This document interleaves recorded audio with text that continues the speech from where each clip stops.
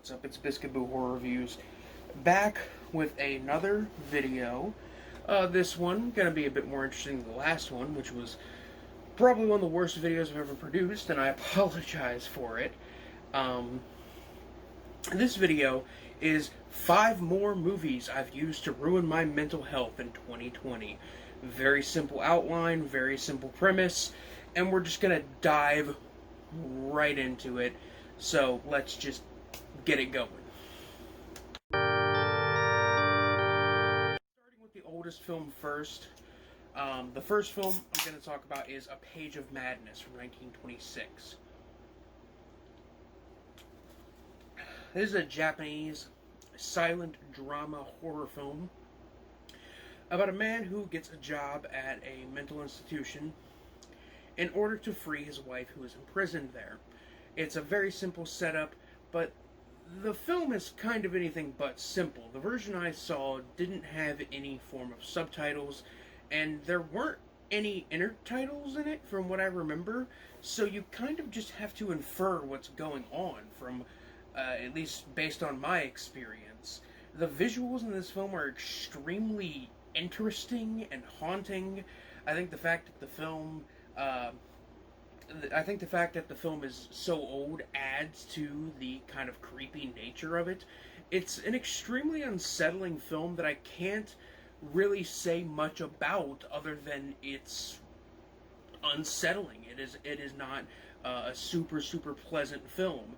That said, I would probably put this on the lower end of the disturbing movie spectrum. You know, it's not horrific, but it's definitely definitely something. There's something there, and I think this might be the silent film kind of 1920 era equivalent of Begotten, because the visuals just reminded me so much of Begotten.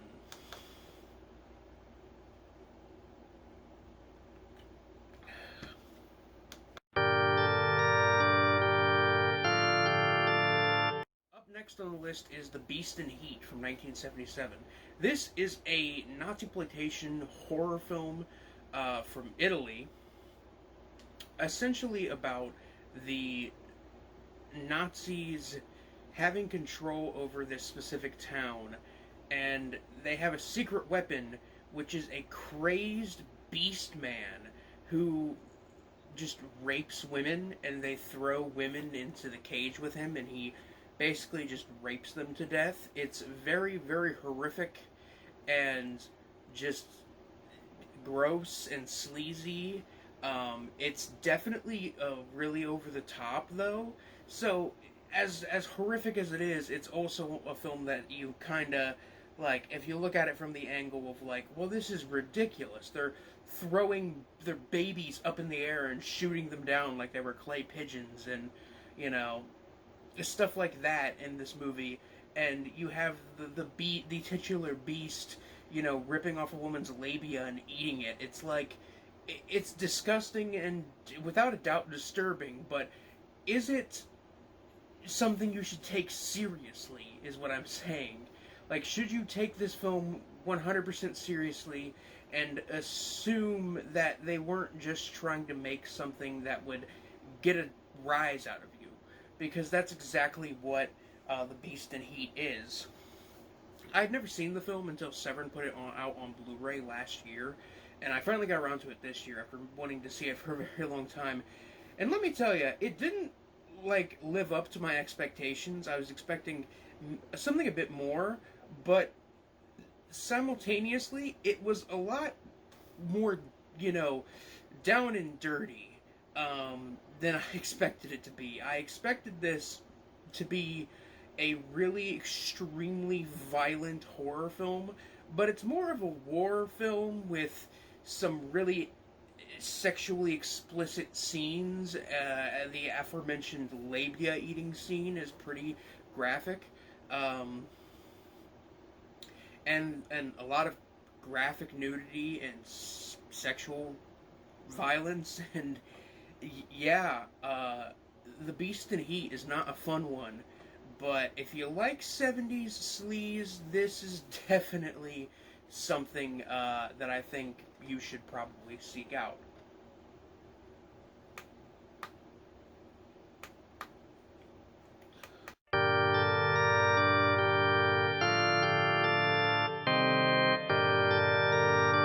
Next, we got something a little more classy. I'm talking about Andrei Tarkovsky's Stalker, which I have on Blu-ray here. Stalker is not a disturbing movie because of its content. It is a very slow-paced, slow-burn atmospheric kind of mix of philosophical, religious symbolism, as well as lingering shots of water, combined with science fiction and psychological thriller elements that, when combined with the backstory, turn this film into a horror film.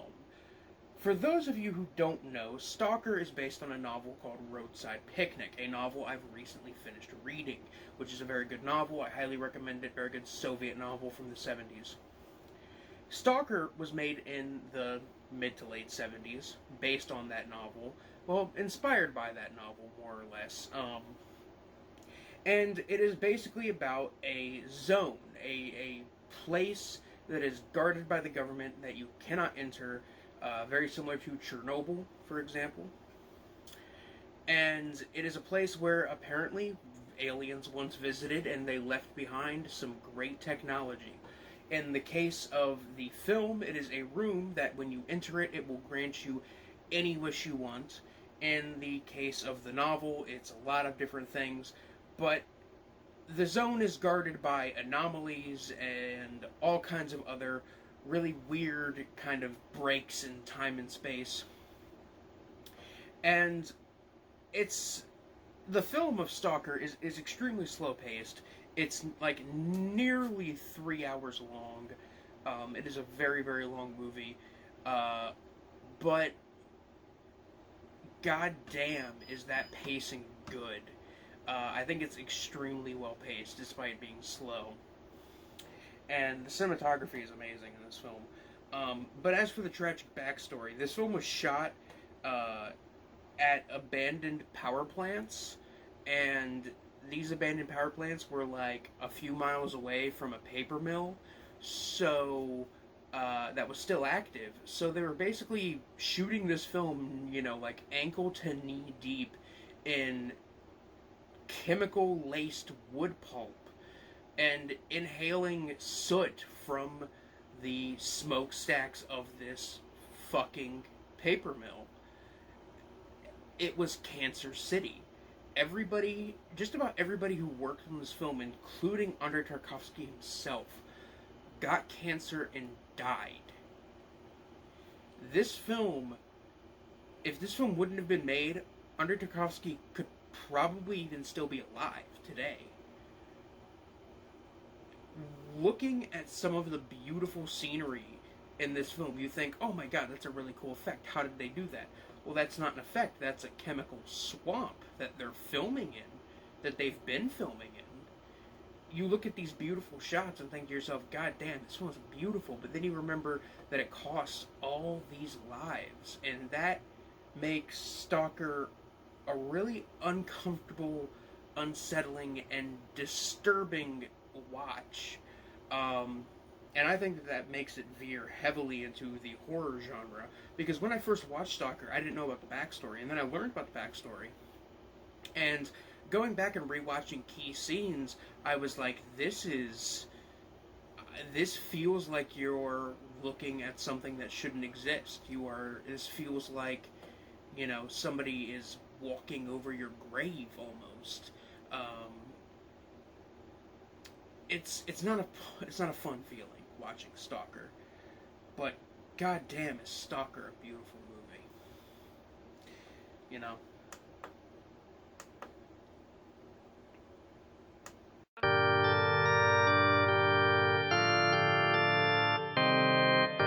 next is the 1983 animated Japanese film Barefoot Again, based on the manga, I think is of the same name, Barefoot Again tells the story of Gen, a a young Japanese boy who lives in Hiroshima and ends up surviving the bombing of Hiroshima. Uh, and yeah, it's basically about him living in the aftermath of this bombing and witnessing how it has destroyed all these lives, all these innocent lives that didn't that for that didn't really need to be cut so short. Um, I don't know what to say about Barefoot Again other than that it really puts an atrocity into perspective. Um, and I would also actually recommend the film um, White Light, Black Rain, which is a documentary where they interview survivors of the bombing of Hiroshima, and they show drawings of from the victim, from people who survived it, and drawings of the people, what people look like right after the bombing. Uh, it's it's a fucking harrowing experience, and Barefoot Again is definitely one of the most disturbing animated films I've seen in a while.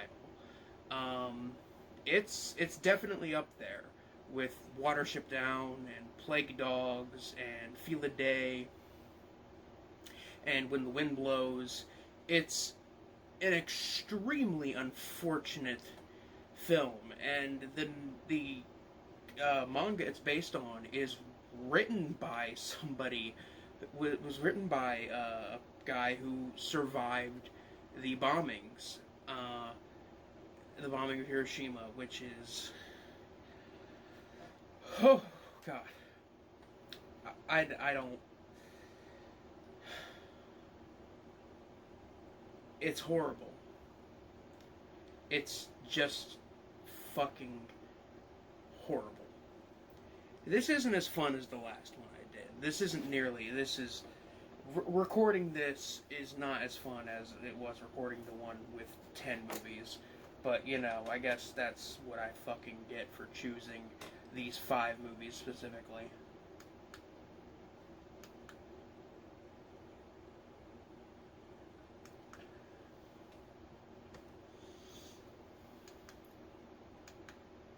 Come on. Fucking.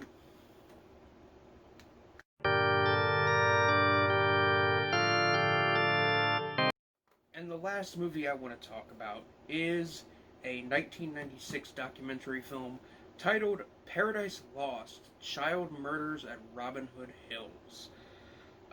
So this is a fairly well-known documentary. Like, people seem to know about this one, so I guess I'll kind of keep this short.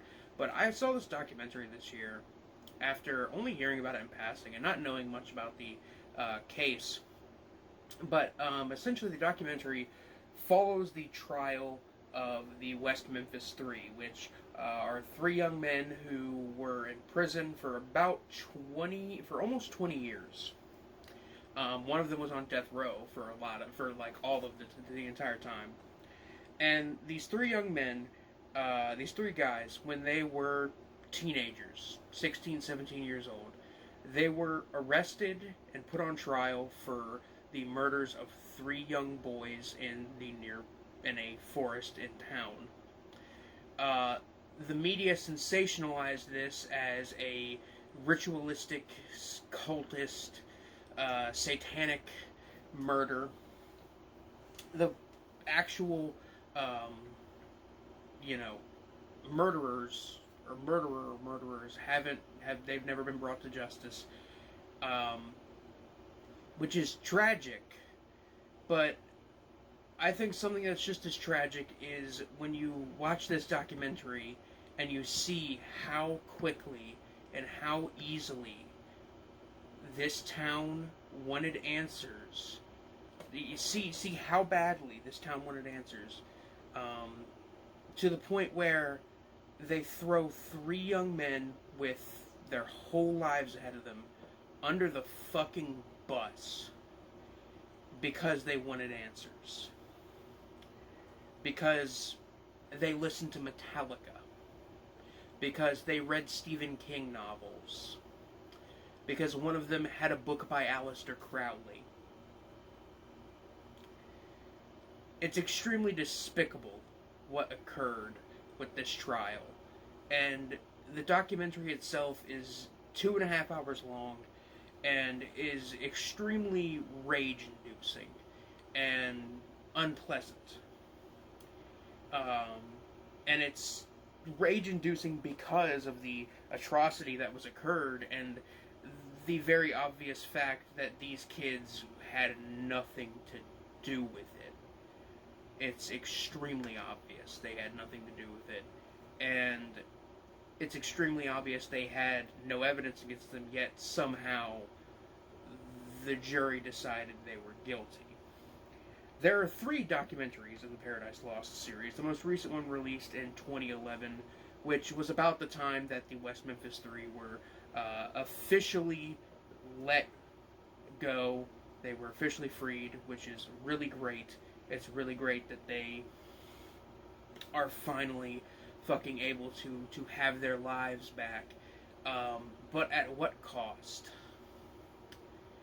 At what cost?